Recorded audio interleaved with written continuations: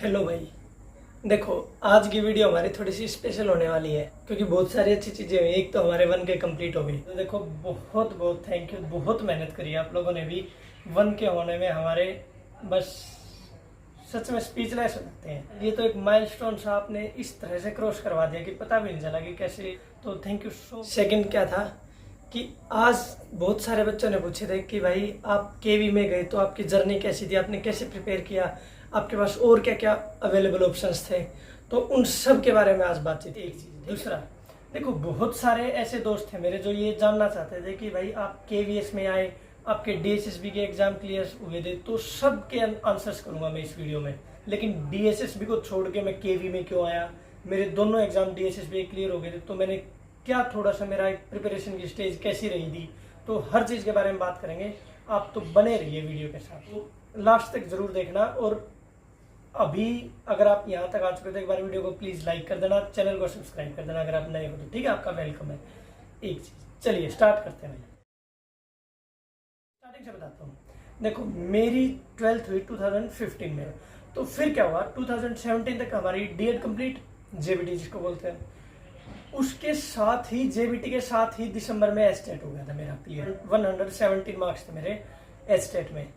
और फिर उसके बाद सीटेट इन्होंने कंडक्ट करवाया नहीं था। 2016 में सीटेट नहीं हुआ था शायद, 2017 में भी नहीं हुआ था, और 2018 आ गया। ऐसा करते करते के पास जनवरी में क्या हुआ, डीएसएसबी की वैकेंसी निकल गई, तो हमारा जो सीटेट था नहीं भाई, है ना। लेकिन वैकेंसी निकली थी, अब पिछले एग्जाम का ही वो दोबारा फॉर्म फिल करवा रहे थे, लेकिन वैकेंसी आ गई भाई और हमारा सीटेट था नहीं, तो मैंने तो फॉर्म फिल कर दिया। लेकिन उसके बाद कुछ बच्चों ने केस भी कर दिया कि भाई सीटेट कंडक्ट करवाया नहीं लेकिन वैकेंसी निकाल दी, इसमें हमारी गलती है क्या?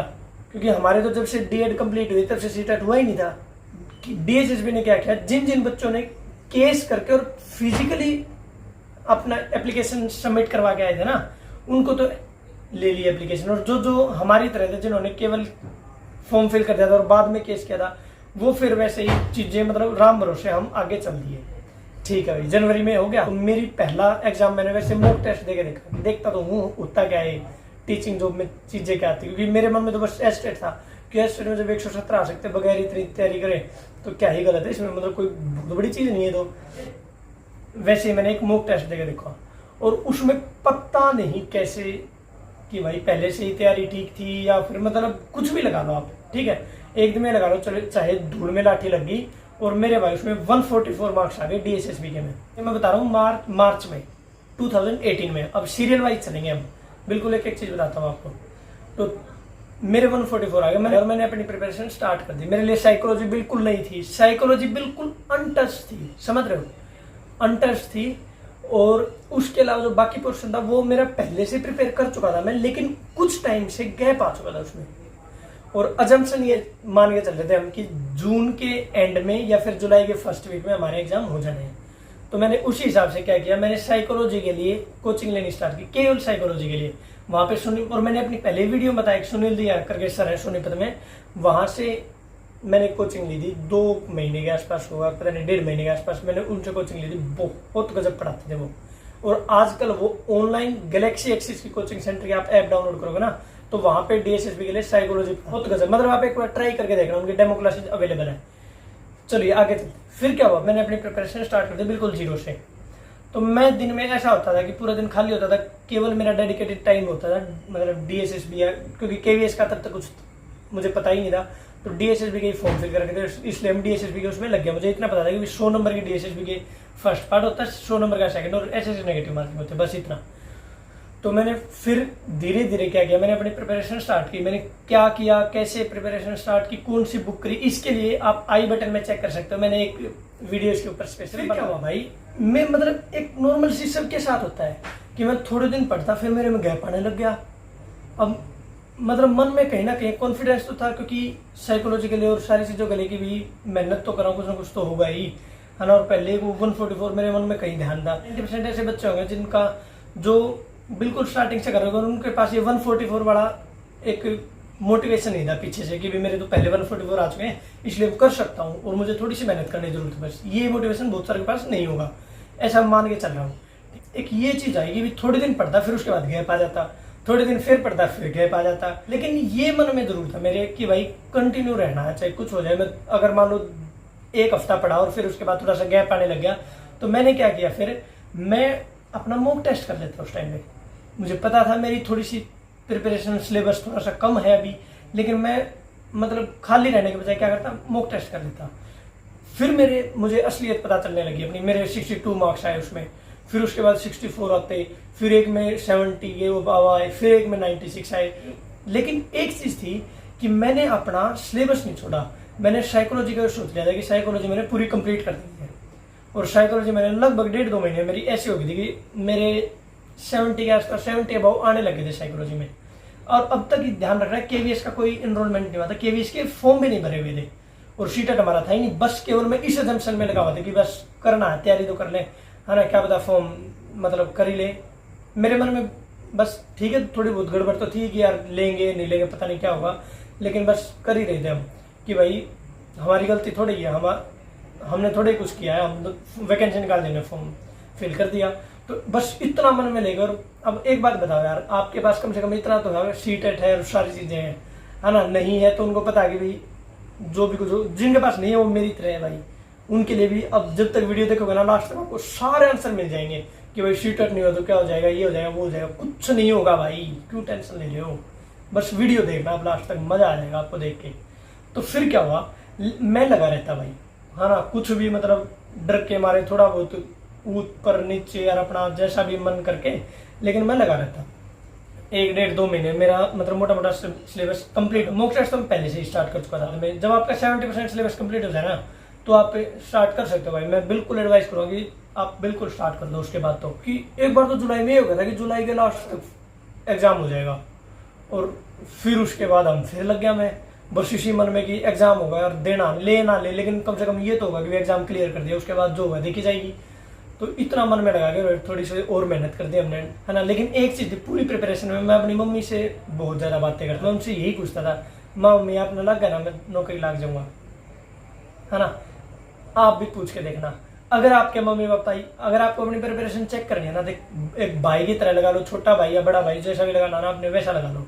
बिल्कुल हेल्दी एडवाइस दे रहा हूँ। जिस दिन आप अपने मम्मी पापा से ये पूछ रहे हो ना, जिस दिन वो कह दें आपको कि हाँ बेटा क्यों टेंशन ले रहा, हो जाएगा, है ना, बहुत बढ़िया होगा, उस दिन समझ लेना आप ठीक डायरेक्शन से चल रहे हो। उससे बड़ी मोटिवेशन कुछ भी नहीं मिलेगी भाई, क्योंकि अल्टीमेटली हम कर किसके लिए रहे हैं, हम सभी मिडिल क्लास से हैं भाई। हम अपने लिए कम, अपने माँ बाप के लिए ज्यादा करते हैं।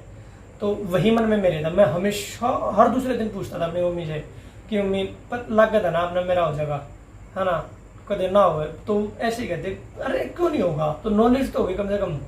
और नॉलेज जिसके पास हो गया, जो मेहनत करता है वो कहीं ना कहीं यूटिलाइज हो जाती है वो चीजें।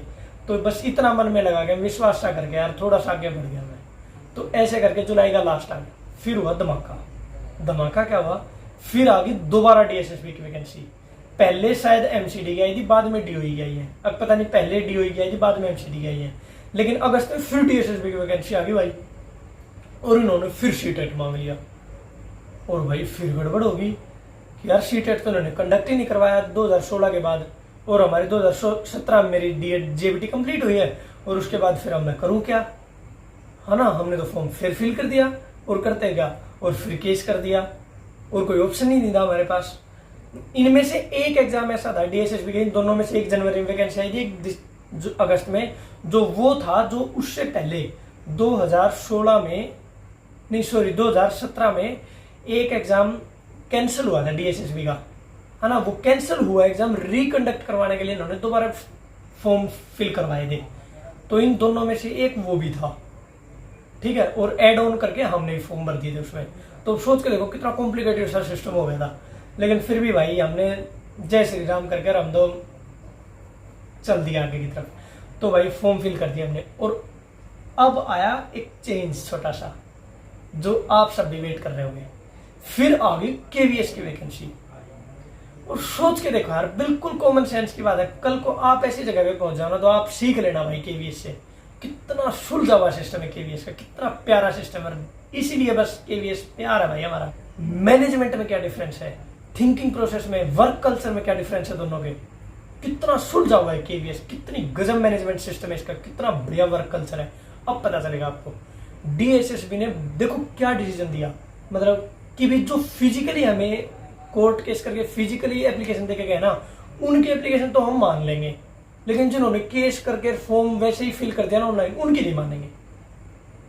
भाई ये कोई लॉजिक हुआ? मतलब हमें हंसी भी आई और ये भी होगी यार, मतलब क्या, मतलब 1 साल की तैयारी ऐसी तैसी करवा रहे हैं डीएसएसबी वाले, लेकिन फिर भी हम पूरी मेहनत करके और आगे बढ़ गए भाई। फिर केवीएस की वैकेंसी आ गई अगस्त में स्टार्टिंग में, और केवीएस ने भी वही काम कर दिया, टेट मांग लिया उसमें, और टेट इन्होंने कंडक्ट नहीं करवा दिया। ये बात है केवीएस वालों, तो जाहिर सी बात है यार, इतने बड़े लेवल पे सोचते तो उनको ये बात पहुंचनी दी, उनके पास पहुंची भाई। उन्होंने कुछ टाइम बाद रिवाइज करके, मतलब 4-5 दिन के बाद ही रिवाइज करके वैकेंसी निकाली, और ये कहा कि जो लेटेस्ट सीटेट होने वाला ना, क्योंकि फॉर्म फिल करवाए जा चुके थे हमारे से जुलाई में, कि दिसंबर में या जब भी जो भी लेटेस्ट सीटेट होगा वो आपको क्लियर करना पड़ेगा, ठीक है, चाहे आपका पहले कभी क्लियर हुआ हो ना हो, लेकिन ये वाला अगर आप एग्जाम क्लियर करते हो तो आप को हम एक्सेप्ट कर लेंगे, अगर आप एग्जाम क्लियर करके आगे तो केवी का। तो इससे बड़ी, मतलब यार इससे बड़ा रीइंफोर्समेंट हमें और क्या चाहिए? मतलब ये तो हमारी 1 साल की मेहनत में, आप सोच के देखो, इससे बढ़िया गजब चीज और हमें क्या चाहिए? अगस्त में मैंने भाई पूरा जोर लगा दिया, मैं केवीएस के फॉर्म जरूर फिल कर दिए थे। केवीएस के हम बीच में मॉक टेस्ट वगैरह, बीच में ऐसा भी मन किया कि डीएसएसबी को छोड़ के केवीएस की तैयारी कर लो, डीएसएसबी के क्या चक्कर पड़ा है। लेकिन एक बात बताओ, अब मेरे से 150 क्वेश्चन पूछे, 200 क्वेश्चन पूछे, ठीक है, साइकोलॉजी के 100 क्वेश्चन पूछे या साइकोलॉजी के 20-40 क्वेश्चन पूछे, केवल क्वांटिटी में तो फर्क पड़ा है, थोड़ा सा लेवल ऊपर नीचे हुआ होगा, लेकिन सिलेबस तो ऑलमोस्ट सेम ही है। थोड़ा बहुत सिलेबस प्रिपरेशन करते हो ना डीएसएसबी की, ऑटोमेटिकली कवर हो जाएगा केवीएस का सिलेबस। मैंने डीएसएसबी का साथ नहीं छोड़ा, लेकिन अगस्त एंड आ गया, सितंबर में इन्होंने डेट्स दे दी पीआरटी का, एमसीडी का, और भाई पीआरटी एमसीडी में हुआ धमाका, इन्होंने दे दिया एनआईयूएस से पेपर। और भाई ये सोचो, पूरे 1 साल की मेहनत, और 30 सितंबर का पहली शिफ्ट का पेपर था। जब मेरा आया था 14 सितंबर को तीसरी शिफ्ट में, जब मैंने पेपर देखा था 30 सितंबर का, मुझे बुखार हो गया था, मुझे लिटरली बुखार हो गया था भाई, 4 दिन में होश आया था मुझे, मतलब इतना गुमसुम हो गया था कि यार 1 साल की मेहनत, मतलब ऐसा क्या पेपर दे दिया, मतलब ये तो यार कुछ भी समझ में नहीं आ रहा। कैसे कैसे क्वेश्चन थे भाई, कितने किलोमीटर में भाषा का स्वरूप बदल जाता है, बोली का स्वरूप बदल जाता है, 6 kilometre, 10 kilometre, 12 kilometre, 8 kilometre, 40 kilometre, 50 kilometre, मतलब यार ये कोई लॉजिक हुआ? मतलब इतना एग्जैक्ट फिगर पूछ लिया भाई। अब ये क्वेश्चन तो सबको सुना होता है, लेकिन इतना एग्जैक्ट पूछ लेगा ये तो हमें नहीं पता था, ये तो साइकोलॉजी में हमने नहीं पढ़ा था इतना तब तक, है ना। हम तो बाय डिफॉल्ट वही लेके चल रहे थे कि ऐसा, मतलब अंदाजा से ऐसा हो सकता है कि जैसा पहले हुआ था, तो गड़बड़ होगी। और भाई सच्ची बता रहा हूँ, और एक आपका बहुत बड़ा मेंटर भी है इनमें से, जिसका 30 तारीख का पेपर था, ठीक है, लेट्स लर्न की हिमांशी मैम थी, लेकिन जब उनका पेपर हुआ ना तो बड़े वो बेचारे डिमोरलाइज से हो गए थे, और मुझे तो बुखार ही हो गया था। मतलब यहाँ हमारे पेरेंट्स, यहाँ हमारी फैमिली काम आते हैं, जब आप अपने पेरेंट्स को, जब आपकी पूरी फैमिली आपके साथ प्रिपरेशन करती है, तो फिर क्या हुआ भाई, 4-5 दिन बाद मेरी मम्मी ने पूरा, चल कोई ना पेपर वाला बाढ़ में जान दे, के हो गया, कुछ ना है, थोड़ी सी तो मेहनत कर, 4-5 दिन और मेहनत कर दो, इतनी बढ़िया तैयारी, ये कुछ ना कर देगा तुम, और नहीं होगा तो जो होगा देखी जाएगी, सत्य ऐसा पेपर आना है। फिर मेरे मन में एक बात हो रहा है यार, मुश्किल पेपर आया तो सत्य मुश्किल पेपर आया होगा, मतलब कट ऑफ भी नीचे जाओगी। फर्स्ट पेपर की मेरी तैयारी बढ़िया ही हो रही थी, क्योंकि इतना लंबा टाइम हो गया था। सेकंड पेपर में तो है 40 नंबर तो लेने हैं, तो मैंने भाई फिर मैं थोड़ा सा अपना आप काबू करा और मैं मेहनत पे जुट गया। हिमांशी मैम ने भी अपने आप को संभाल के और 10 दिन में इतना बढ़िया करवा दिया, इतने नोट्स बनाए होंगे रातों, है ना, और हाईलाइट कर करके उन्होंने इतनी वीडियो बना दी कि एनआईयूएस का मैंने ऑलमोस्ट वीडियो देख के उनकी सारी, और भाई इधर उधर से वीडियो देखी, उनमें से क्वेश्चन करे, मूव करे। केवल एनआईयूएस के जो क्वेश्चन होते हैं ना, आप ऑनलाइन देखोगे तो मिल जाएंगे आपको, मैंने बड़े करे भाई, तो मुझे लगने लग गया कि हाँ ठीक लेवल पे पहुंच गया हम। तो सेकंड शिफ्ट हुई फिर 13 अक्टूबर को डीएसएसबी की, एमसीडी की, और उसमें भी भाई ऐसे ही एनआईयूएस भरा पड़ा था। लेकिन वो जो एग्जाम मिला ना मुझे, क्योंकि पीडीएफ तो सबको मिल ही जाती है उसके जस्ट बाद ही, मैंने शाम को ही देखा भाई, और मैंने करके देखा, मेरे उसमें बढ़िया नंबर आ गए, मेरे जमीन पे पैर ही ना हाथ टक के जाए, क्योंकि यार समझ रहे हो एकदम इतना एक्साइटमेंट हो जाए कि बस मेरा भी एग्जाम क्लियर हो जाएगा, बस एक पड़ाव दूर, इतनी मेहनत कामयाब आने वाली है, और भाई मैं बहुत खुश हुआ और मैं फिर अपनी मम्मी से वही सवाल पूछा पेपर से पहले, मम्मी आपने लगा ना मौज में? तो भाई मेरी मम्मी का एक बात थी, कुछ ना है तना जब इतनी मेहनत करा कि क्यों ना होगा। भाई 14 तारीख ने मैं पेपर देने गया यार, मेरे तय पता नहीं क्यों एक ये गुड लक था क्या था, मेरे तय जो एग्जाम दे रहे थे ना वो मैंने इतनी जल्दी जल्दी पेपर करा और इतना प्यारा पेपर हुआ मेरा। आपके इन्विजिलेटर था ना, उसने मेरा पेपर देख के जब टिक करता जाने लगा ना, उन्होंने बोला भाई बढ़िया तैयारी कर रहा है सर, बस और क्या चाहिए पेपर में इससे ज़्यादा। और भाई मेरे अभी आपको जब मार्क्स बताऊंगा ना फिर आप खुश हो जाओगे बिल्कुल। फिर अगले महीने ही डेट आ गई डीओई की, सोच के देखो एमसीडी के खत्म नहीं हुए थे पेपर, इतने में डीओई के पेपर आ गए अगले महीने में। अक्टूबर आ गया था ना, नवंबर में मेरा डीओई का पेपर आ गया भाई। नवंबर में 14 ही नवंबर को मेरा फिर पेपर और ऑनलाइन टेस्ट पेपर था। फिर मतलब मेहनत करी यार, क्योंकि ऐसा होता है ना कि हम एक बार मेहनत करते हैं और उसके बाद एकदम एग्जाम देने के बाद एकदम रिलैक्स हो जाते हैं। इसलिए पेरेंट्स ने फिर मुझे पुश किया कि थोड़ी सी और मेहनत, बस फिर मजे ही मजे। बस इतना करके यार हर चीज के ऊपर पत्थर रख के मैं और थोड़ी सी और मेहनत कर दी भाई। हालांकि मेरे मन में ये भी था कि डीएसएसबी वाले हमें लेंगे या नहीं लेंगे, क्या गड़बड़ होगी, क्या कुछ होगा, लेकिन फिर थोड़ी सी मेहनत का मेरा पेपर हुआ बड़ा लाजवाब, बड़ा मन खुश हो गया पेपर देखकर। फिर आई केवीएस की। अब देखते जाओ, अक्टूबर में डीएसएसबी एमसीडी, नवंबर में डीएसएसबी डीओई और 9 दिसंबर में सीटेट। मैंने भाई मैं अपनी बता रहा हूँ, ये एक्सपर्ट एडवाइस नहीं, और मैंने सीटेट की तैयारी नहीं करी क्योंकि डीएसएसबी के साथ लगता रहा था सीटेट, तो फिर जाहिर सी बात है ऑटोमेटिकली कवर हो ही गया था। हाँ ऐसा था कि मैं बीच बीच में 1-2 मॉक टेस्ट कर दिया सीटेट का, लेकिन फिर मैंने सोचा कि यार केवीएस के लिए क्या किया जाए। मैंने उठा ली एनसीईआरटी। मैंने 15-20 दिन के अंदर अंदर ही 9th तक की एनसीईआरटी में सोशल साइंस और साइंस, बस ये 2 सब्जेक्ट। इसमें सोशल साइंस में ज्योग्राफी, पॉलिटिकल साइंस, आपकी हिस्ट्री, ये सारी चीजें आ जाती। तो ये 9th तक की मैंने कवर कर दी। जैसे सीटेट का एग्जाम हुआ 9 दिसंबर को, फिर 22 दिसंबर का हमारा 23 दिसंबर का हमारा वो आ गया केवीएस का एग्जाम। तो देखो आप लगातार 3 महीने में 4 पेपर आ गए हमारे, धड़ाधड़, मतलब माहौल बन गया था बिल्कुल गजब वाला, एग्जाम पे एग्जाम, एग्जाम पे एग्जाम। और अब देखना जो ये पूछ रहे ना कि कितना टाइम मिलेगा केवीएस हमें प्रिपरेशन करना, टाइम देगा भाई। अगस्त के लास्ट तक फॉर्म फिल हुए थे, दिसंबर में एग्जाम कंडक्ट करवाए थे केवी ने। कितना हो गया अगस्त के बाद, सितंबर, अक्टूबर, नवंबर। जिस महीने, याद रखना, जिस महीने में एग्जाम होता है उस महीने में तैयारी नहीं होती। आपके मन में कहीं ना कहीं प्रेशर रहता है। अगर आपकी बढ़िया तैयारी है तो आप मॉक टेस्ट की प्रिपरेशन में लगोगे, अगर बढ़िया तैयारी नहीं है तो फिर आपके मन में ये आ जाएगा कि अब करूंगा ही क्या मैं। तो इसलिए वैकेंसी का वेट मत करो, गोल्डन चांस है, पहले से प्रिपरेशन कर लो। जैसा मेरे साथ था वैसा ही आप लोगों के साथ होने वाला है। बहुत बढ़िया वैकेंसी आएंगी, एकदम आएंगी और आते ही एग्जाम क्लियर हो कंडक्ट होगा, ठीक है। तो बस मोटिवेशन ये लेके चलो, केवीएस प्रिपरेशन करने का मौका अभी दे रहा है, पहले ही, वैकेंसी आने के बाद नहीं देगा। बहुत जल्दी आपकी ज्वाइनिंग करवा देगा 8 महीने के अंदर अंदर ही। अब सुनो आगे क्या होता है भाई। केवीएस का पेपर आ गया, केवीएस के मॉक टेस्ट देता था दबाव में, एक भी पेपर कहाँ से, मतलब ग्रेड अप से, टेक्स्ट बुक से, प्रतीक शिवालिक सर का ले लो या आप कहीं से भी उठा लो भाई, प्रीवियस ईयर ले लो।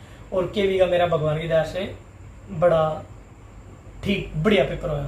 लेकिन केवीएस में एक चीज होगी थी कि मैं मान के चल रहा था कि साइंस होगी वो थ्योरेटिकल टाइप से आएगी, लेकिन भाई साइंस आ गई इतनी धुरंधर, उसमें न्यूमेरिकल, और मैं नॉन मेडिकल से था हालांकि, लेकिन फिर भी मैं मतलब थोड़ा सा कंफ्यूज कर दिया था साइंस ने।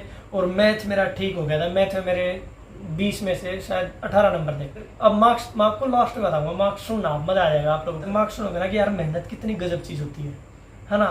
थोड़ा सा पुश देते रहो, अपने पेरेंट्स की हेल्प लो भाई। जितना आप अपने पेरेंट्स को कॉन्फिडेंस में लोगे ना, दिन में 10 मिनट में अपने मम्मी पापा से बात कर लोगे ना अपनी प्रिपरेशन के बारे में, मैं लिख के देता हूँ आपका, चाहे आप आईएएस की तैयारी कर लेना, नहीं रह सकते भाई आप बिल्कुल भी पीछे, है ना। केवल 10, क्योंकि वो बंदे ऐसे हैं भाई जो आपको लिटरली मोटिवेशन देंगे, रियल। क्योंकि रहना तो जो भी कुछ है यार, कमाना, खाना, मौज लेनी, सब कुछ ही तो उनके लिए है। तो वो जो आपको बात बताएंगे ना लॉजिकल होगी, तो उनसे 10 मिनट दिन का या 2 दिन में एक बार पक्का लिया करो यार। तो फिर क्या हुआ, दिसंबर में मेरा हो गया भाई ये। और अब सुनो, अब रिजल्ट की बात बताता हूँ, केवीएस की तरह फास्ट है। डीएसएसबी का एग्जाम हो गए थे, अता पता नहीं था किसी चीज का भी, और केवी की सुनो, अब रिजल्ट आने स्टार्ट हो गए। मेरे आए भाई सीटेट में 111 नंबर, शगुन डल गया, अब शगुन स्टार्ट हो गए। फिर 11 जनवरी को अब आ गया 2019, 11 जनवरी को आ गया केवीएस का रिजल्ट, मेरे आए उसमें 107 नंबर। फिर मैं भाई अध्ययन मंत्रालय के पास चला गया। अध्ययन मंत्रालय मैंने इंटरव्यू की कोचिंग ली, खूब मेहनत करी भाई उन्होंने, और बहुत मेहनत करवाई यार। हम तो कुछ भी नहीं थे, उन्होंने बस नेक्स्ट लेवल पे पहुंचा दिया भाई। हम फरवरी आ गई भी, हम तब तक केवी का रिजल्ट भी आ चुका, और मेरे केवी के रिटर्न में मार्क्स आए 110 आउट ऑफ 150। फिर आ गया भाई इंटरव्यू। मेरा इंटरव्यू का एक्सपीरियंस शेयर करूंगा, वो बहुत प्यारा एक्सपीरियंस है, आप प्लीज वेट करना, ठीक है। नेक्स्ट वीडियो आएगी केवल इंटरव्यू के ऊपर। तो भाई इंटरव्यू मेरा हो गया बहुत बढ़िया। मेरा भोपाल इंटरव्यू था केंद्रीय विद्यालय का, बहुत प्यारा इंटरव्यू हुआ, मजा आ गया उनसे बातचीत। फिर आ गया डीएसएसबी का रिजल्ट। तो डीएसएस में मेरे आए, एक में आए थे मतलब डीओयू और एमसीडी में, एक में आए 129, एक में आए 130। बड़ा बढ़िया, 117 और 120 के आसपास दोनों की कट ऑफ लगी थी भाई, बड़ा बढ़िया, मजा आ गया मतलब। लेकिन डीएसएसबी वालों ने हमने नहीं लिया, हमें नहीं लिया। लेकिन अब देखो मेहनत करी थी ना हमने, डीएसएसबी में नहीं हुआ, केवीएस में तो हो गया। इतनी बढ़िया रैंक के साथ हुआ। मेरे 50 मार्क्स आए इंटरव्यू में, 110 आए मेरे, आउट ऑफ 60 आए थे 50 इंटरव्यू में, और आउट ऑफ 150 आए मेरे केंद्रीय विद्यालय में। मेरी ऑल इंडिया रैंक आई 180, और मेरे फिलहाल पोस्टिंग है केंद्रीय विद्यालय नंबर 1 हलवारा चंडीगढ़ रीजन। सब कुछ कितना प्यारा हुआ। तो इससे पता चलता भाई थोड़ी सी मेहनत करो, सही बंदे से गाइडेंस लो, पेरेंट्स को कॉन्फिडेंस में रखना भाई, क्योंकि अल्टीमेट वही आपको मोटिवेट कर पाएंगे असली। तो ये था भाई हमारा पूरा रिजल्ट। फिर उसके बाद आचार संहिता लगी। याद रखना आचार संहिता लगने से पहले ही पीजीटी और म्यूजिक टीचर्स को ज्वाइन करवा दिया था, और हमारे साथ एग्जाम था ना दिसंबर में, मार्च तक ज्वाइन करवा दिया था पीजीटी को। तो आप इससे गैस कर सकते हो कि केवी कितना फास्ट है। 8 महीने के अंदर अंदर ज्वाइनिंग करवा दी थी केवी ने, और वो तो आचार संहिता लग गई जिस दिन खुलने के मई में खुली थी, जुलाई के 7 या 8 तारीख को हमारा रिजल्ट आ गया था केवी का फाइनल। तो भाई केवी वेट नहीं करेगा और केवी टाइम नहीं देगा आपको प्रिपरेशन की, तो आप खुद ही मेहनत करो। और अब आप बताना भाई आपको कैसा लगा ये मेरा एक्सपीरियंस। अगर आप मोटिवेटेड हुए हो तो बताना भाई, कोई मेरे लिए सजेशन हो बताना, और अपने चरित्र को ऐसा डेवलप करो कि महिलाएं आपके साथ सुरक्षित महसूस करें। वीडियो को लाइक कर देना, चैनल को सब्सक्राइब कर देना, अपने दोस्तों के साथ शेयर कर देना। Bye bye, thank you so much.